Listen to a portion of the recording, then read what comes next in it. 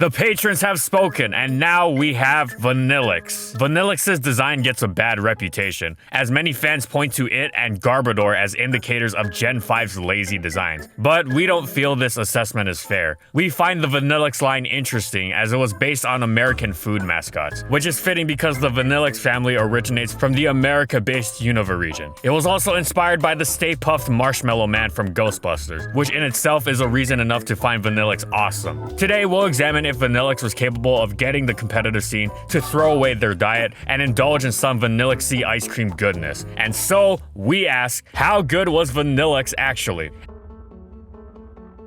And in this video we'll be going over these competitive formats. I basically said this in last week's video and I'm gonna do it again, so here it is. Unfortunately, Vanilluxe was completely unusable in its debut generation. Its stats are decent, with a standout 110 base special attack to go alongside the widely feared weapon that is Stab Ice Beam. Sadly, Mono Ice is the worst defensive typing in the game, and even in the lower tiers, Vanilluxe wasn't nearly threatening enough offensively to justify being used over its competition. It had some brief usage in RU when Hail roamed free, and to prove a point, players decided to spam every ice body Pokemon allowed, not just Wall Raid, and Vanilluxe was decent in this role, but this was more of a testament to the obscene power of Hail and how any Pokemon with Substitute, Protect, and Ice Body became ridiculous under it. Once Hail was given the boot, Vanilluxe disappeared completely. At least it had some usage there though, because all the way down in NU, it was completely and utterly outclassed by Jynx, which was one of the best Pokemon in the tier. Late in the tier's lifespan, Jynx was banned, but that still wasn't enough. Vanilluxe's Ice Beams hit hard, but it lacked anything beyond that. Its non-Ice Beam move pool was unimpressive, and it didn't have the speed or bulk to differentiate itself from other top-tier NU ice types like Rotom Frost, Regice, and Piloswine. Plus, it was completely walled by Alomomola, which was a death sentence in and of itself. Vanilluxe was even outclassed by offensive Articuno, who certainly had its own struggles, but at least had great coverage in Stab Hurricane. Such was the importance of being able to attack with more than just ice coverage. Sure, it had Flash Cannon, but that didn't have the power of coverage necessary to vault Vanilluxe into viability. Vanilluxe was dubbed as having, quote, more checks and counters than there are flavors of Ben & Jerry's, end quote, which is incredible considering the multitude of tasty options customers can choose from. That aside, Vanilluxe dropped to untiered, to the surprise of no one.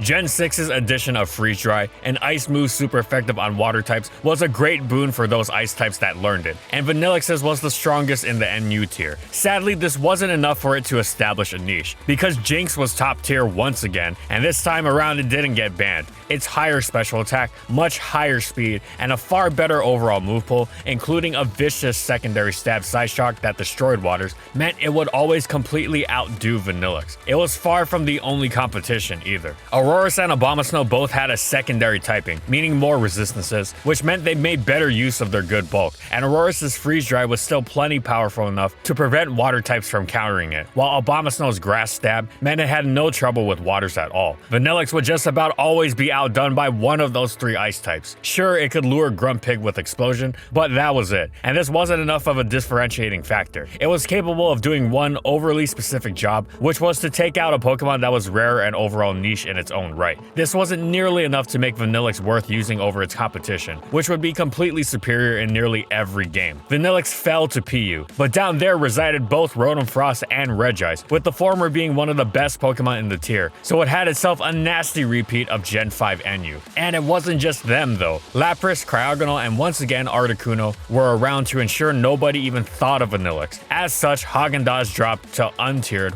once again. Finally, Gen 7 came around and upgraded Vanilluxe from generic store ice cream to genuine gelato, all with one simple buff. Previously, it had two largely useless abilities bestowed upon it, but it now received none other than Snow Warning. This was absolutely incredible, as it allowed it to upgrade its power even further. Instead of Ice Beam, it could now unleash a risk-free, perfectly accurate Blizzard. In addition to this direct damage increase, it also received an indirect damage increase in the form of the extra 6.25% from Hail. Vanilluxe was a dominant defining Pokemon in Gen 7's NU right out of the gate. It was incredibly difficult to deal with, whether it was spamming Specs Blizzard or using a Never Melt Ice taunt set to still hit hard while halting recovery from bulkier walls like Clefairy. It also had more flexibility in using its excellent priority ice shard. Water types couldn't check it thanks to Freeze Dry, and others like Incineroar, Silvally Steel, and Thick Fat Hariyama got worn down incredibly quickly thanks to the sheer power of Blizzard in addition to the extra chip damage from Hail. Blizzard's great super effective coverage against a huge number of common Pokemon meant Vanilluxe was massively threatening on a game-to-game basis, and its immense strength meant neutral Pokemon and frailer resists wouldn't want to switch in either.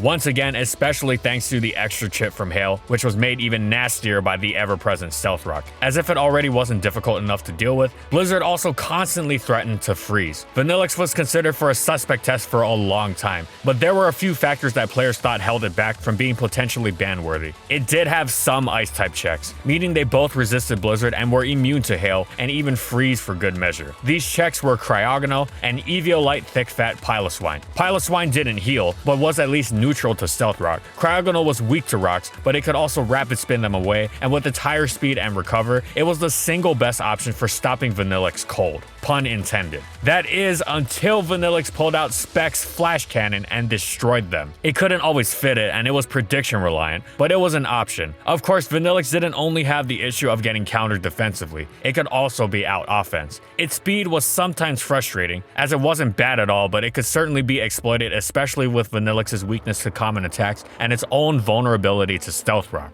However, Vanilluxe wouldn't be deterred. It began mixing Choice Scarf into its repertoire. This allowed it to rip through faster, frailer offense teams, often cleaning late game with ridiculous ease. As for its more defensive answers, it also started running Toxic. This absolutely ruined Cryogonal and many other would-be answers like specially defensive Delphox. It could also choose to run Icium Z as its item, making itself even harder to counter. Not even Mega Audino could withstand a Blizzard, Hail damage, and the subsequent Sub-Zero Slammer. Leftovers was also useful, allowing it to outlast all sorts of checks more easily, especially with Protect. This really pushed Vanilluxe over the edge. It was naturally dangerous enough, but by so easily adapting to its checks without losing effectiveness, it elevated its threat level to new heights. As a result, Vanilluxe was deemed overpowered and was banned from Gen 7 NU. Sadly, Vanilluxe wasn't able to replicate its success in RU. It had a much tougher time contending with Metagross and Registeel, as well as a generally faster, tankier metagame that it both found less opportunities against and wasn't able to dent as much. It wasn't outright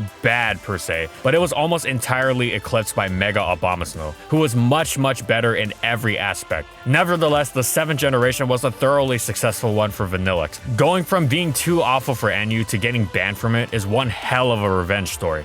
Vanilluxe's frosty new ability was enough to boost it into relevancy in VGC as well, although it wouldn't be on the menu until VGC 2017. As a special attacking ice type with Snow Warning, Vanilluxe had one obvious competitor, Alolan Ninetales. The other viable Snow Warning user, Abomasnow, was pretty much only seen in Trick Room. However, Vanilluxe lacked the key ingredient that made Ninetales so potent: Aurora Veil. The combo of Aurora Veil and Snow Warning was the main reason to run Hail at all in Gen 7. Vanilluxe simply couldn't offer that. However, what it did offer was a more effective usage of one of the few other benefits of Hail: Blizzard Spam. Vanilluxe's 110 special attack far outclassed Ninetales' paltry 81. As such, Vanilluxe was able to scoop out its own special type of Hail: Offensive Blizzard Spam. If you were using Hail for any other supportive purpose, then Ninetales was the vanilla choice, but Vanilluxe was actually the more unusual flavor. While Vanilluxe's speed was nothing special, the overwhelming power of Blizzard meant that it could forego other items for a Choice Scarf to simply click its best move over and over again. Ninetales was fast enough already that a Scarf felt pointless, especially given how weak its Blizzard was without a boost. With the Scarf, Vanilluxe outsped common threats such as Tapu Koko and Garchomp, and was able to wreak massive havoc, becoming a surprisingly scary and self-sufficient late-game sweeper on teams that had an extra slot. I scream, you scream, we all scream for ice cream. I'm lactose intolerant though, so yeah. Vanilluxe's first major success came in the online Season 1 battle spot, where Portuguese player Ricardo Pinto was able to place 7th in the world during the online ranking season, becoming the only non-Japanese player to even crack the top 10. Ricardo used a very standard set with Blizzard, Freeze Dry, Icy Wind, and Sheer Cold. That last slot may seem odd, but it was a potential way for Ricardo to pull win cons out of the otherwise unwinnable situations. Not often you'd click it, but it could save you. Ricardo maxed out his special attack and then used enough EVs to outspeed Adamant Pheromosa, throwing the rest of his EVs into HP so he could more likely handle attacks from the likes of Coco and Lele. The Vanilluxe was able to dispatch water types with Freeze Dry and Spam Blizzard to support the rock-solid core of Tapu Fini, Kartana, Arcanine, and Garchomp, one of the most common cores in the game. Vanilluxe would most frequently be used with this core, which enabled it to operate on its own. In the back, Ricardo had another self-sufficient beast, Snorlax, who was a reliable anti-Trick Room mon. Rafiq Sadil would go on to use this same team to place 4th in the Dutch Open, where Boris Akos would place right behind him at 5th using his own Vanilluxe team that swapped out Alolan Muk for Snorlax. Bia especially liked how Vanilluxe matched up against the early metagame's propensity for offense, with Scarf Blizzard able to tear through unprepared teams. Diego Loaiza also used Ricardo's team in the Lima special event. Trista Ryuzaki Medine gave Scarf Vanilluxe her own spin by running it with Tailwind Whimsicott and a Z Destiny Bomb Mimikyu, all the better to enable the threats of Coco and Swords Dance Garchomp. Trista was looking for a really strong Blizzard, something Ninetales simply couldn't offer at the same level as the Ice Cream Cone. She placed 8th at the Toronto Regionals with this squad, which also innovated Hidden Power Ground on Vanilluxe. This coverage slot gave Trista ways to handle fire types such as bulky Arcanine, even in certain situations, such as where she didn't have Electric Terrain or Coco, and it could be useful coverage against quad ground weak Pokemon, such as Togedemaru and Nihilego, that could otherwise give Coco problems. Special thanks to Trista Medine and Boris Akos for the information. Speaking of United States 8ths, Emily Golub put up the same placing in Daytona Beach using Vanilluxe with Slush Rush, Alolan Sandslash to double up on Hale's offensive threat. But Vanilluxe's best result came courtesy of Oceania veteran Tony Competini Nguyen, who gave Vanilluxe a win at the very end of the season at the Brisbane Regionals. Competini was known for his incredible creative teams. In this case, he ran Vanilluxe with a Focus Sash Haunter to take full advantage of Levitate for his Garchomp. Vanilluxe was a good answer to any opposing Garchomp that might be able to disrupt this plan. That said, Vanilluxe was prone to melting under any sort of pressures, and Vanilluxe's awful defenses and limited move pool made it a fairly one-dimensional pick. The other moves it had were Flash Cannon or maybe Taunt, but it usually wasn't worth it if you had a Scarf. Part of Vanilluxe's success in 2017 came from the limited other weathers available. This was a metagame without Tyranitar and most of the Chlorophyll users available. But come 2018, a lot of those threats were back, and Vanilluxe's status as bearer of the worst weather meant its popularity was only a seasonal offering. And then in 2019 with Primals, yeah, forget about it.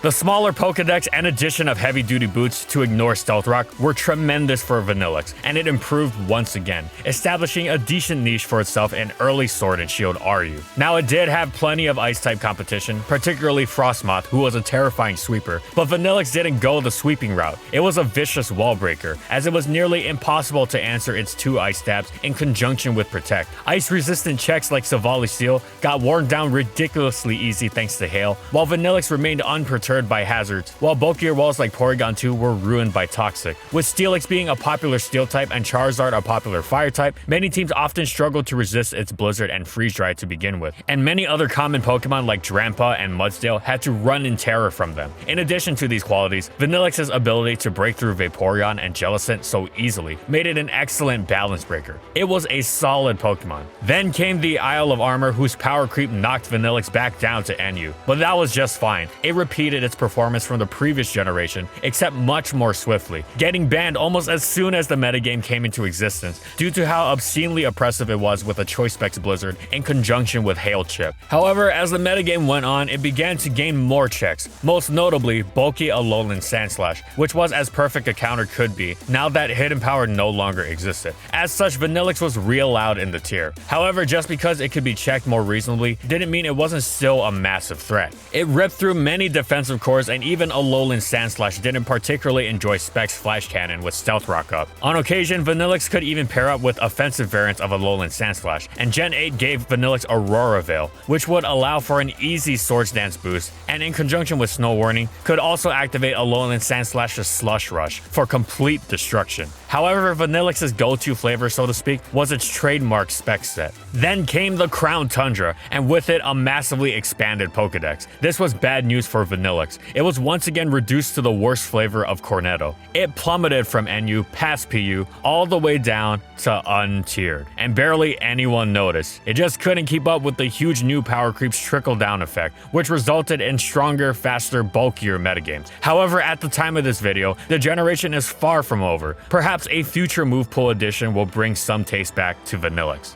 Early 2020 meta gave Vanilluxe a small berth to get back up to its tricks on VGC. For one thing, Vanilluxe was granted access to that most holy hail move, Aurora Veil, giving it quite a bit more possible utility that it could provide to the team. With Alolan Ninetales not originally available in the game, Vanilluxe became the only viable user of instant Aurora Veil. Vanilluxe could now feasibly run Focus Sash, which would let it use both its most powerful moves in Aurora Veil and Blizzard. Scarf was still somewhat useful though. A Scarfed max speed Vanilluxe could outspeed and unboosted Dragapult for one. Beartic Vanilluxe teams were popular in the early days as noob stompers, but not popular in high level play. However, Vanilluxe struggled to crack the very top level of play. Several other players gave it top 16 finishes, such as Jooyoung Kang in the Korean League and Alexandra Krakil at Bochum Regionals, who used an innovative set with Light Clay and Ice Shard to proc her own Dragapult's weakness fallacy. And just below her, Flavio Dopidio placed 14th with a team that used Vanilluxe alongside Trick from Gmax Snorlax. Stateside, YouTube's own A-Drive put together a Neapolitan mix with Inteleon and Colossal to top cut his first ever regional, placing top 16 at Collinsville, and just above him, Lu Hu Shen used the same Inteleon Vanilluxe Blizzard spam combo to place 15th.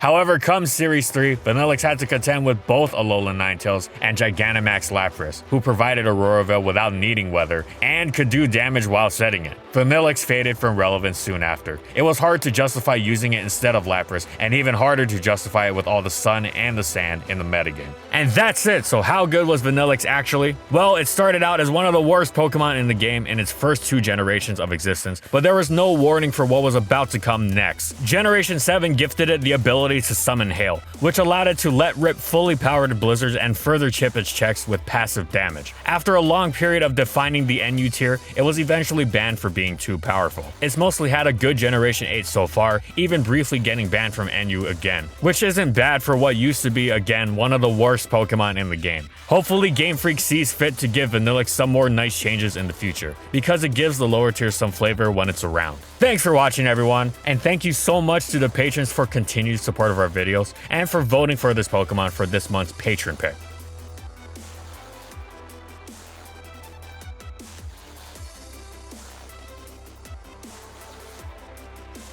And as always, if you liked the video and you want to see more, be sure to subscribe to False Swipe Gaming for more weekly Pokemon content. And in the comments, I want to know, what do you think about competitive Vanilluxe? How would you improve it? Would you want it to have different flavors? Whatever it is, let me know in the comments. And follow my crew on these social media platforms. And that's all I got. See you next time, everyone.